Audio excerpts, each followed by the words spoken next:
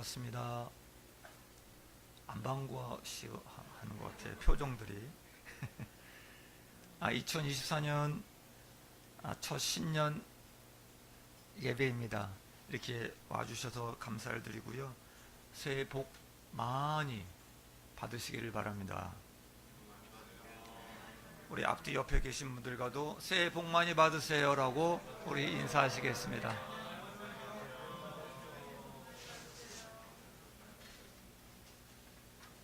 저희는 이렇게 새해가 되면 우리 주위 사람들에게 새해 복 많이 받으세요 라고 인사를 합니다. 복 많이 받으세요 라는 말을 듣고 화내는 사람은 한 명도 없을 겁니다.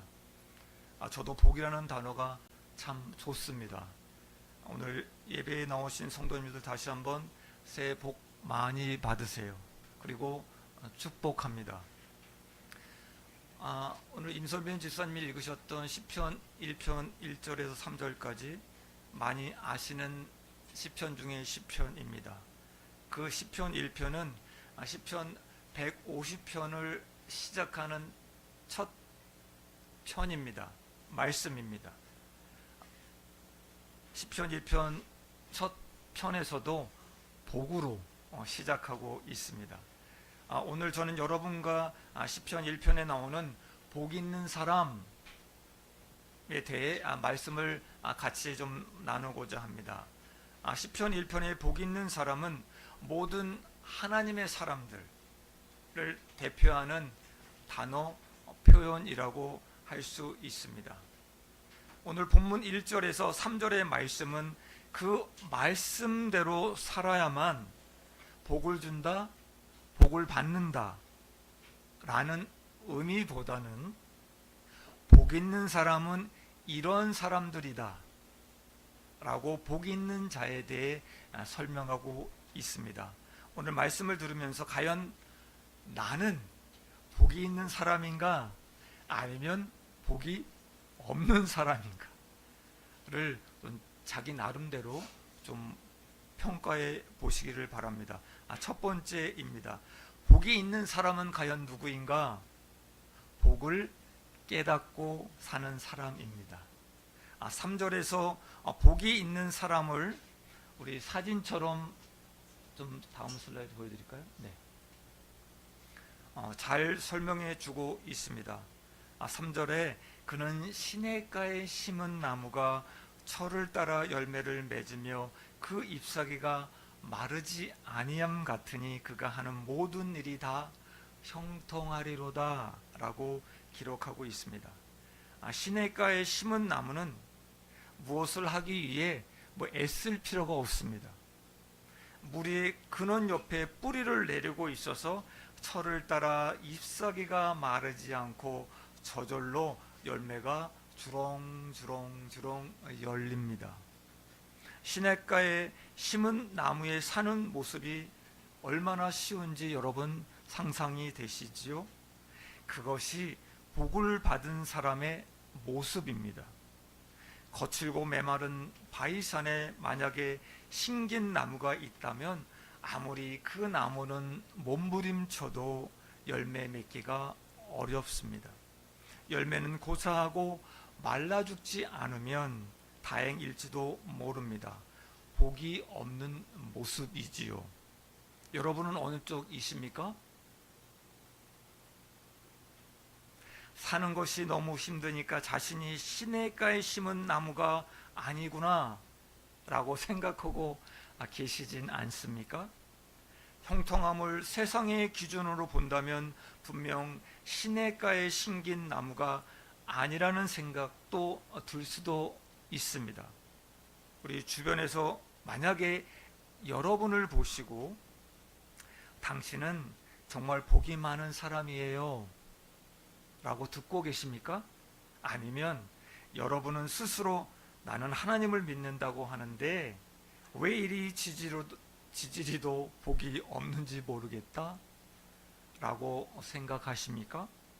하는 일마다 되지도 않고 하나님을 믿어서 손해보는 것만 같고 누구는 부모를 잘 만나서 잘 사는데 나는 왜 이런 집에서 태어나서 이 모양으로 사는 걸까? 하나님께 열심히 기도하고 기도해도 아무리 노력을 해도 나 같은 사람은 별 수 없어. 정말 복이라고는 전혀 없는 것 같아. 스스로 자신을 복이 없는 사람이라고 생각하며 살아가는 사람들이 있을지도 모릅니다. 그러면 성도 여러분, 과연 복이란 과연 무엇일까요? 한국 민족 대백과 사전에 의하면 이렇게 설명하고 있습니다. 복은 삶에서 누리는 큰 행운 그리고 오붓한 행복이다라고 설명해 주고 있습니다. 우리나라 사람들은 예전부터 오복이라는 말을 많이 했습니다. 오복 다 아시지요? 오복 다 아시지요? 오복 5가지의 복입니다. 그러나 정작 오복이 무엇이냐고 물어보면 선뜻 대답을 못합니다. 여러분, 오복이 뭔지 아십니까? 아이들에게 물었습니다. 얘들아, 오복이 뭔지 아니? 애들이 대답을 합니다. 초복, 중복, 말복, 8.15 강복, 그리고 양복, 이렇게 대답했다는 우스꽝스러운 이야기도 있습니다. 동양에서는 오복을 다음과 같이 말합니다. 수, 부, 강령, 유호독, 고종명, 이렇게 5가지 복을 아주 최고의 복이라고 말씀하고 있습니다. 첫째, 수입니다. 오래 사는 것이 복이야.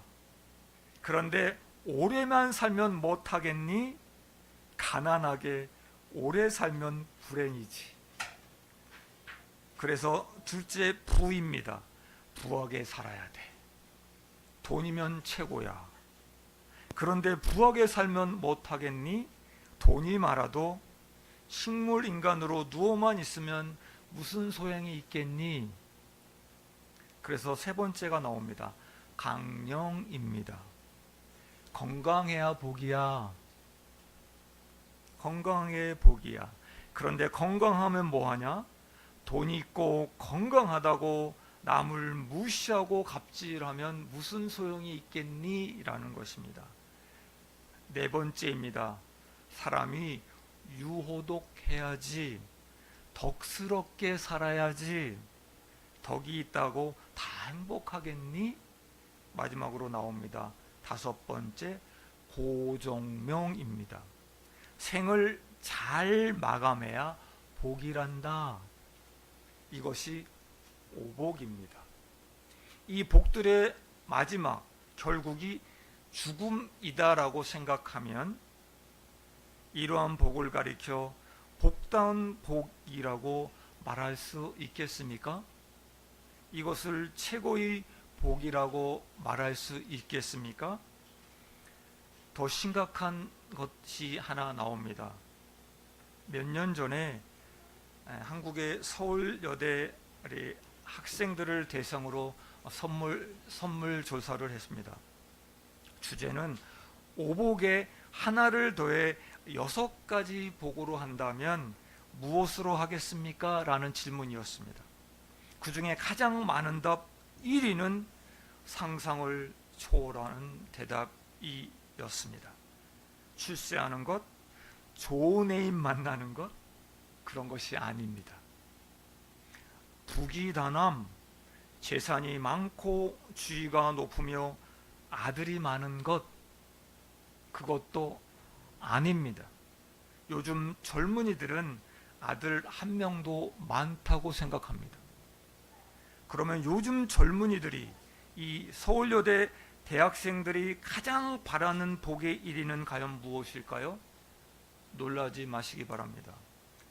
1위는 조실 부모였답니다. 부모는 재산만 남겨놓고 빨리 죽는 것이다 라는 대답이었습니다. 정말 충격적이고 말문이 막히는 대답이었습니다. 저희는 지금 돈이 최고의 복이라고 하는 그리고 생각하는 시대에 살고 있습니다. 세상에서 오래 살고 좋은 집에 멋진 처에 똥똥거리며 부유하게 잘 살고 아프지 않고 건강하게 사는 것이 복이 있는 사람, 복을 받은 사람이라고 말을 합니다.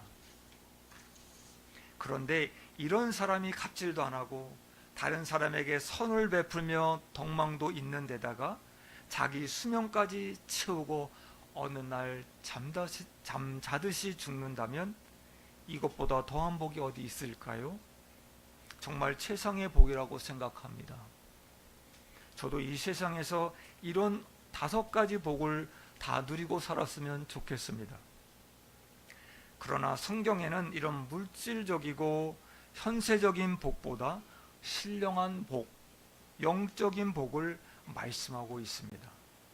특히 신약 성경에서 우리는 예수님이 마태복음 5장에서 말씀하고 계시는 산상수훈의 8복을 읽을 때마다 아, 그렇구나, 복이 있는 자의 삶이 과연 이런 것이구나 라는 생각이 들 때가 있습니다. 특별히 간디는 산상수훈의 8복을 천국의 헌법이요 다이아몬드와 같다 라고 격찬했습니다. 이 8가지 복을 자세히 살펴보면 세상의 부귀, 지위, 명성, 육신의 건강처럼 눈에 보이는 그런 소유의 복과는 전혀 다릅니다. 이 세상에서 누리고자 하는 욕망의 성취와도 거리가 아주 멉니다. 오늘 본문 시편 1편에서 나오는 복, 히브리어로 아슈레라는 단어를 사용합니다. 예수님의 산상수훈 8복에서 나오는 복과 같은 단어입니다. 이 단어가 헬라어로는 마카리오스로 번역되어 이 마카리오스의 의미는 하나님 나라의 참여를 통해 오는 특이한 즐거움, 이렇게 말씀하고 있습니다. 이렇듯 복에는 세상에서 말하는 가짜 복이 있고 성경에서 말하는 진짜 복이 있습니다. 세상에서 잘 되는 것만이 복이라고 생각하고 그것만 바라보며 사는 사람들은 가짜 복에 유혹되어 살아가게 됩니다. 진짜 복을 알아야만 됩니다. 그리고 가짜 복을 구별할 줄 알아야만 됩니다. 우리 사진 하나 보겠습니다. 성도 여러분, 이것이 진짜가요? 가짜가요? 제가 질문 드렸습니다. 대답해 주셔야 됩니다. 이게 진짜가요? 가짜가요? 10초 드리겠습니다. 네, 10초 지났습니다. 진짜가요? 가짜가요?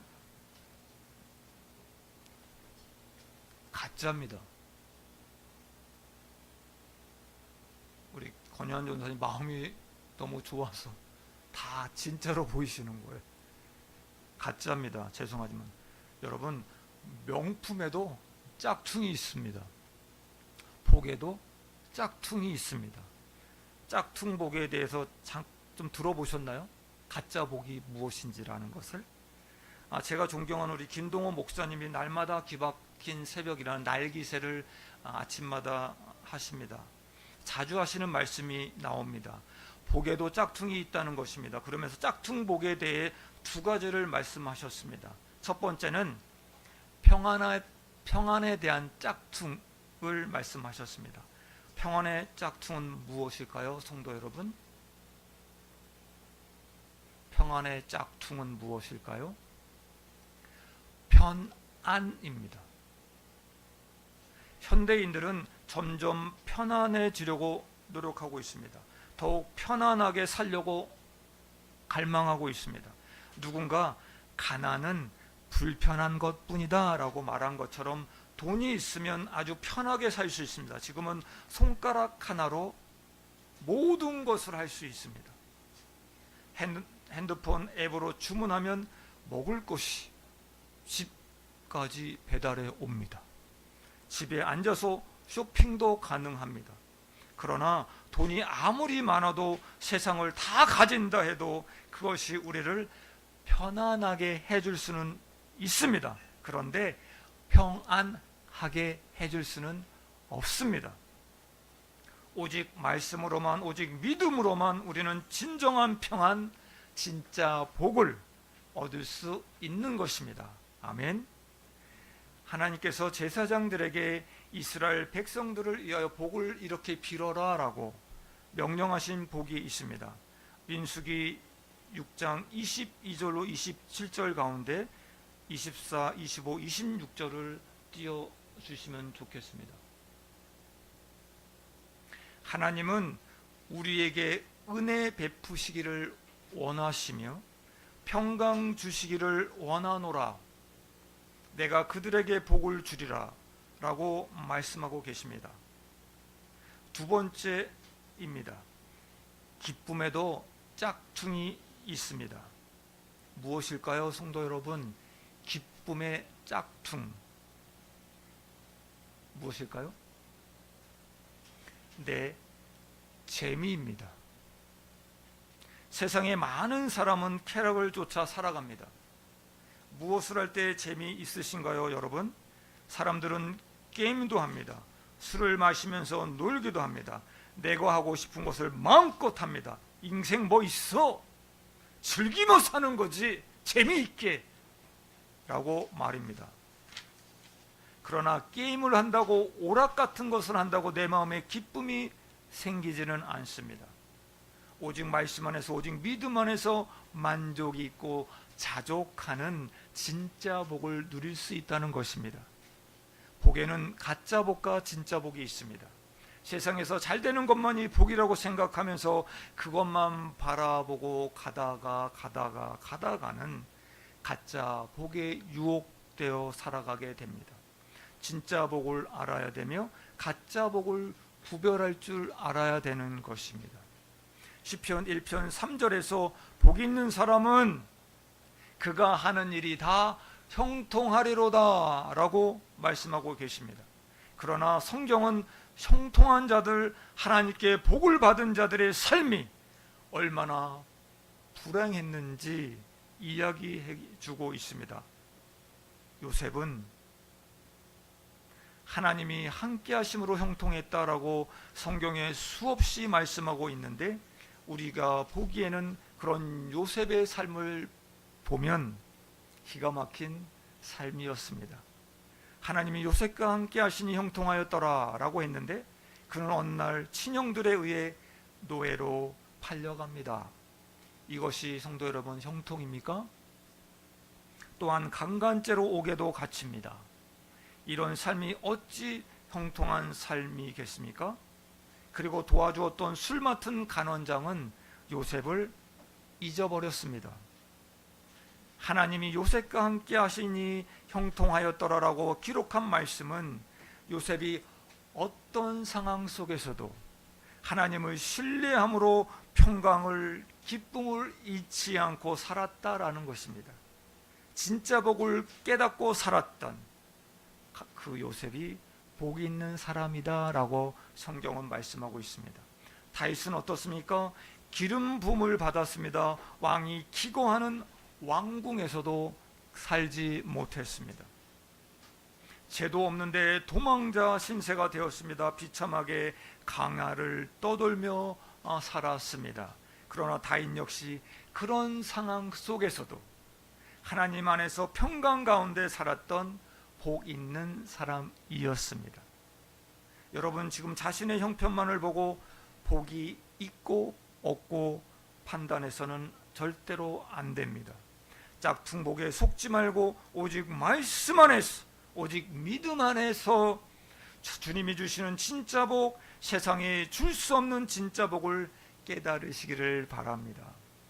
장세가 잘 되지 않아 힘들어도, 시험에 또 떨어졌어도, 비록 몸이 건강하지 못해도 두려움 없는 평강이 내 마음에 든다면 그는 시냇가에 심은 나무요 복이 있는 사람이다 라고 말씀하고 있습니다. 나는 복이 있는 자로다, 나는 복이 있는 자로다 라고 복을 깨닫는 은혜가 있길 주님의 이름으로 축원드립니다. 아멘. 제가 아는 어떤 권사님이 계십니다. 자녀가 셋이 있습니다. 매월 월세를 내며 살아갑니다. 힘겹게 내고 살아가는데 아이들이 대학교에 한 번에 찰떡 붙어서 들어가면 좋으련만 3명 아이 삼수까지 해서 대학에 들어갑니다. 지금 맞둥이가 아직 결과가 아직 안 나오고 있는 것 같습니다. 그 아이들 교육으로 인해서 삶을 힘겹게 살아가는 권사님이 제일 많이 하는 말이 무엇인지 아십니까? 그래도 감사해요. 그래도 감사해요 라는 말씀입니다. 기쁨으로 살아가고 계십니다. 이분을 볼 때면 진정 복이 있는 사람이구나 라는 생각이 듭니다. 다윗은 시편에서 최소 20개의 시편 그리고 25개 이상의 절에서 복을 간구하고 있습니다. 복을 노래하고 있습니다. 그리고 그 복을 통해 감사하고 있습니다. 진짜 복을 노래한 시편 중에서 복이 들어있는 몇 구절을 한번 찾아봤습니다. 우리 성도 여러분과 같이 한번 다 같이 읽기를 원합니다. 먼저 시편 3절 쭉 나옵니다. 같이 읽겠습니다. 시작. 구원은 여호와께 있사오니 주의 복을 주의 백성에게 내리소서. 아멘. 시편 16편 2절 말씀입니다. 내가 여호와께 아뢰되 주는 나의 주님이시오니 주밖에는 나의 복이 없다 하셨나이다. 시편 34편 8절 말씀입니다. 시작. 너희는 여호와의 선하심을 맛보아 알지어다. 그에게 피하는 자는 복이 있도다. 아멘. 나는 시냇가에 심긴 나무요 진짜 복을 깨닫고 사는 복이 있는 사람이다. 나는 복이 있는 자로다 라고 우리 한번 큰 목소리로 한번 외쳐볼까요? 나는 복이 있는 자로다 라고. 아멘. 아멘. 두 번째입니다. 복이 있는 사람은 누구입니까? 거룩한 삶을 사는 사람들입니다. 1절 말씀을 다 같이 읽겠습니다. 1절 말씀 시작.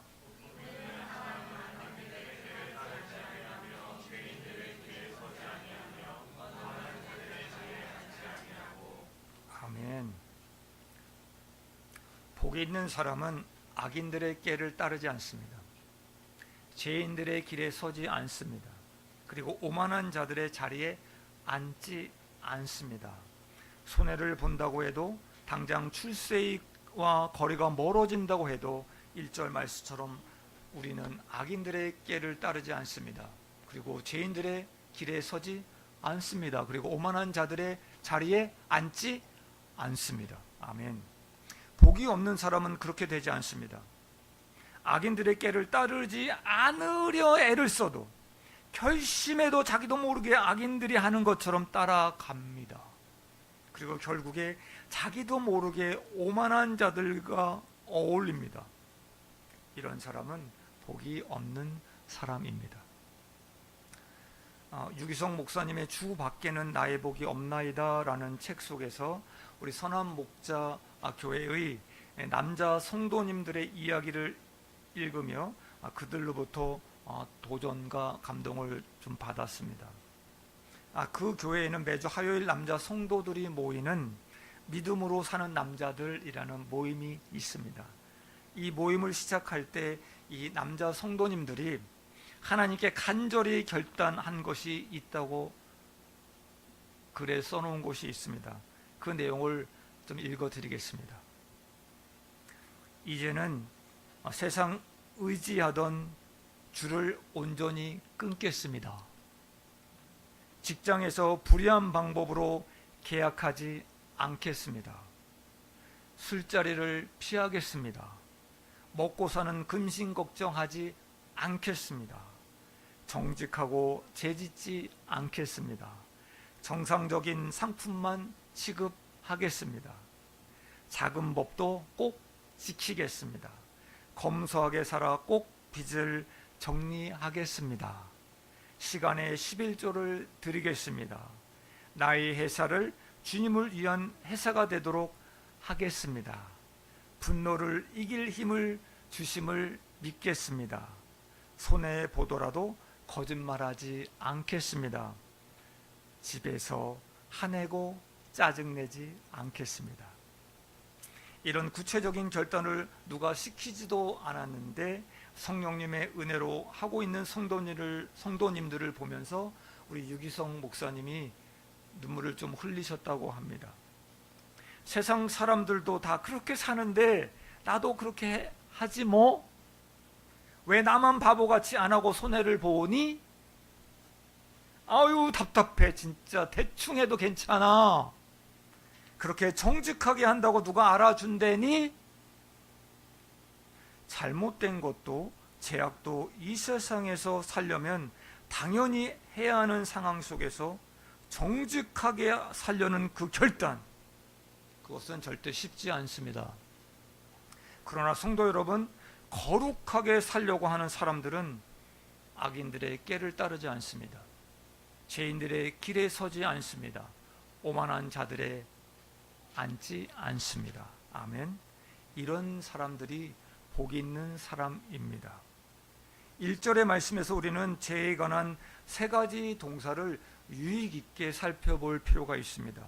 첫 번째 동사는 악인들의 꾀를 따르지 않는다에서 따르다라는 동사입니다.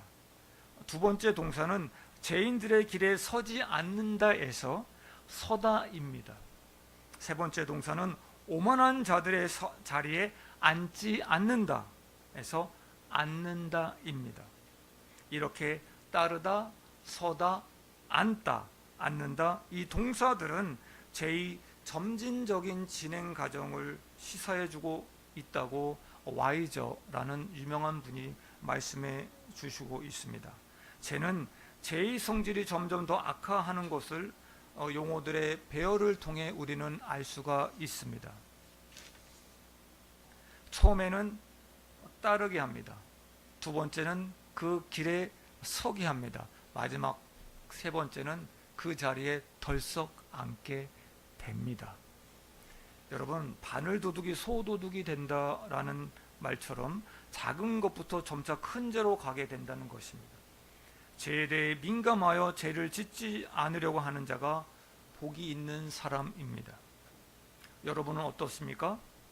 누구나 하는 것이라고 그들이 하는 것처럼 따라하지는 않습니까? 한참 전입니다. 우리 이경규 씨가 진행하는 TV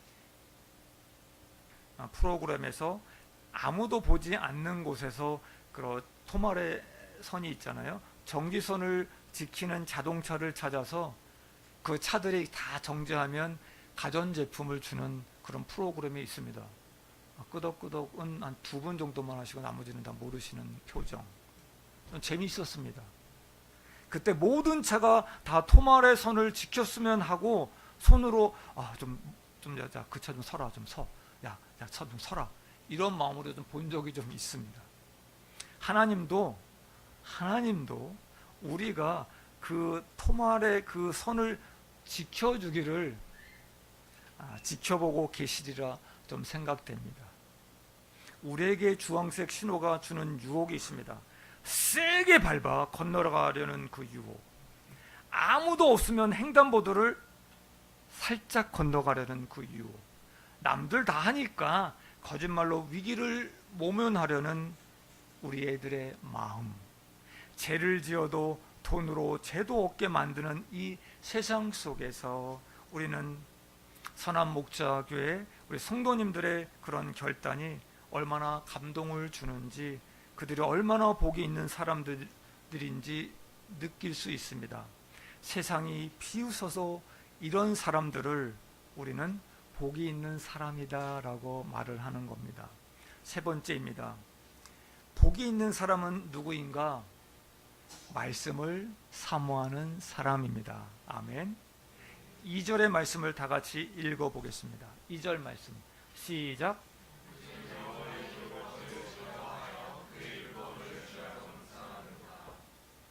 아멘. 시편 19편 10절에서는 말씀을 사모하는 사람의 모습을 이렇게 기록하고 있습니다. 여호와의 말씀이 금 곧 많은 순금보다 더 사모할 것이며 꿀과 송이꼴보다도 더 달도다라고 이렇게 기록하고 있습니다. 여러분들 중에서 마음속에 좀 이렇게 딱 가다듬으면서 좀 들어주세요.